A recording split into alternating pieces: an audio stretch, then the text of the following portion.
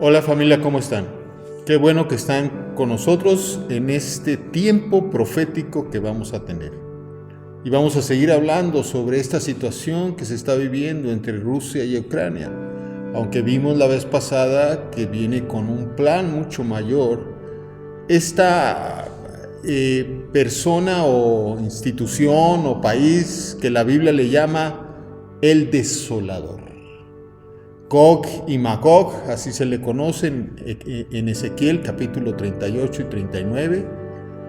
Un poquito diferente se le conoce en Daniel, que vamos a ver hoy, y en Apocalipsis se le da otro matiz, pero finalmente es el mismo ente, es la misma persona a la cual se refieren estas tres escrituras, y vamos a movernos en mucho más escrituras que están en Zacarías, en otra parte de Daniel, en Isaías, y vamos a estar viendo qué habla la palabra referente a este desolador. Ahí en Ezequiel, en el capítulo 38, precisamente del versículo 9 al 10, dice lo siguiente, hablando de este desolador: subirás y vendrás como una tormenta, serás como una nube para cubrir la tierra, tú y todo tu ejército, y muchos pueblos contigo. Así dice el Señor Dios: al mismo tiempo vendrán pensamientos a tu mente y tramarás un plan perverso. Y en verdad que está perverso, porque los pensamientos que se han despertado en este desolador han sido tremendos. Ha amenazado al mundo con mandar ojivas nucleares en contra de ellos, cualquiera que se atreva a defender a Ucrania. Y así, en ese caso, sus aliados van a ver más adelante cómo también van a ser inspirados para hacer cosas muy parecidas a las que está haciendo este desolador. Y luego, finalmente, se van a ir, como nos lo profetiza ya en el capítulo 39, contra Israel. Pero bueno, este desolador tiene al mundo, de pestañas, sin respirar bien, amenazados todos por una guerra nuclear. Que el mismo desolador lo dice: nadie ganará, todos perderán, pero aún así sigue con esas amenazas. En Daniel capítulo 9, versículo 27, habla un poco más y desarrolla lo que es y lo que va a suceder con este desolador, y lo dice así: y el desolador entrará en un pacto fuerte y firme con los muchos por una semana, o sea, por 7 años.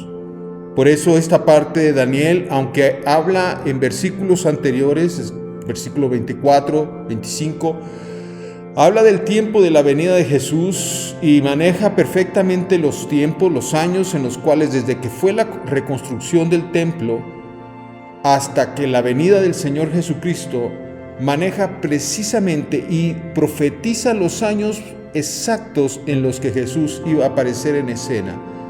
Y lo maneja con semanas que finalmente los expertos nos han dicho que son años, al total 490 años, que es donde aparece Jesús y posteriormente muere. Pero al final, aquí en el versículo 27, ya no se está refiriendo a ese tiempo, se está refiriendo a los últimos tiempos. Por eso cuando menciona aquí lo de una semana, es lo mismo que menciona Apocalipsis de 7 años, y dice: y a la mitad de la semana hará cesar el sacrificio y la ofrenda. O sea, esto es por 3 años y medio restantes. Y sobre el ala o pináculo de las abominaciones vendrá uno que causa desolación, hasta que el fin total determinado sea derramado sobre el desolador. Y es lo mismo que veíamos en el capítulo 39 de Ezequiel. Cuando venga el desolador, va a hacer cosas tremendas y va a firmar pactos que luego no va a cumplir, como lo que estamos viendo actualmente, ¿verdad? Supuestamente tenía un pacto con Ucrania y sencillamente no se cumplió y vino entonces la invasión sobre Ucrania y la amenaza sobre el mundo entero con algo más tremendo que lo de Ucrania. Pero ahí no va a parar este desolador. Como les decía en el capítulo 38, en el versículo 10, se prendió algo. Y usted y yo fuimos testigos de ese momento, de ese tiempo donde de repente, como una locura, entró el presidente de Rusia y todo su ejército y comenzaron a tomar decisiones totalmente fuera de todo sentido común y de toda lógica. ¿Pero por qué hace esto? Decimos todos. ¿Pero por qué está pensando esto? Porque el enemigo, el espíritu inmundo de esa bestia, de ese Satanás que está atrás de los pensamientos de los hombres que toman muchas decisiones, los hacen hacer cosas indebidas, los hacen pensar mal, los hacen deducir incorrectamente. Muchos hablan del anticristo y dicen que el anticristo fue Hitler y ahora que es Putin.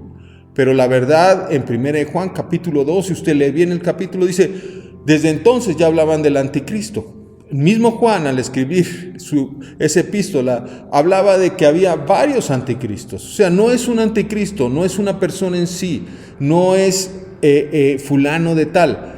Es un espíritu que está atrás de todos estos líderes durante varios tiempos en la historia. Sí estuvo atrás de Hitler, obviamente. Y seguro está atrás de este Putin, de este presidente, pero no significa que es la persona, sino que es un espíritu que los invade y los hace pensar equivocadamente. Por eso, familia de Dios, sí es importante orar por Ucrania, por la paz mundial, por Israel. Más adelante en Apocalipsis menciona precisamente de esta bestia. En Apocalipsis capítulo 6, cuando se menciona el cuarto jinete del Apocalipsis o el cuarto sello que se abre de color amarillo verdoso, hablando de la enfermedad, ahí le llama en griego Thurión, que es un espíritu inmundo que viene del infierno, que es acompañado, dice ahí, por el Hades, porque va a traer muchísima muerte. Y eso sucedió. Ya tenemos más de 2 años con esta pandemia donde muchísima gente en el mundo murió. Una pandemia mundial. Bueno, ese mismo espíritu ahora está detrás de estas decisiones, buscando hacer y destruir al mundo entero. Pero fíjese la razón, nos le explica aún más a detalle Apocalipsis 12, y si usted lee 13 también está ahí. Pero déjeme leerle esta parte de la porción de las Escrituras. Dice: y cuando este desolador, Thurión o dragón, vio que había sido arrojado a la tierra, fue en persecución de la mujer que había dado a luz al niño varón. Pero a la mujer se le proporcionaron las 2 alas de un águila gigante para que pudiera volar de la presencia de la serpiente al desierto, al retiro donde se le mantendría segura y alimentada por un tiempo y tiempos y medio tiempo. Está hablando de los 3 años y medio de 1260 días, los mismos de los que acabamos de leer. Entonces la serpiente, dice, de su boca echó agua como un torrente tras la mujer para que se la llevara la torrente. Pero la tierra vino al rescate de la mujer, y la tierra abrió su boca y tragó el torrente de agua que el dragón había echado de su boca. ¿De qué está hablando? De la mujer. Viene siendo la iglesia. Y es precisamente cómo persiguió el dragón con pandemia a la iglesia, cómo ha destruido muchísimas iglesias en todo el mundo, ha matado a muchísimos pastores, porque este dragón está fúrico contra todo lo que sea la descendencia de Dios. Está fúrico contra todo lo que venga de parte de Dios. Y dice que arrojó agua, arrojó veneno, quiso matar a través de esta pandemia a muchísimos. Ucrania ahora es uno de los países donde más crecimiento de cristianos ha habido en los últimos años. Desde que se volvió independiente. Ha crecido mucho el cristianismo. Hemos visto escenas de cómo están orando y cómo creció la iglesia. Inclusive se volvió una de las iglesias o uno de los países que tiene iglesias con más misioneros en el mundo. ¿Qué está haciendo el enemigo? El mismo enemigo que quiso destruir sigue tratando de destruir las iglesias y trata de destruir a todo lo que sea que lleve el evangelismo, lleve la palabra de Dios, que lleve la salvación de Jesucristo al mundo entero. Lo quiere detener de alguna manera, con pandemia, con guerra, pero lo quiere detener. Por eso es que dice que se fue sobre la mujer, se fue sobre la iglesia para destruirla. Pero intervino la humanidad. La tierra defendió a la iglesia. ¿Cómo la defendió? Pues mucho fue a través en la pandemia de precisamente las vacunas que ayudaron a subsistir y poder hacer y seguir haciendo cosas los pastores, líderes de las iglesias cristianas. Pero ahora, a través de la guerra, la intervención de la tierra ha sido a favor de Ucrania, tratando de apoyar a Ucrania, negando a este desolador su lógica, su manera, su política internacional. Tiene a todos los países en contra.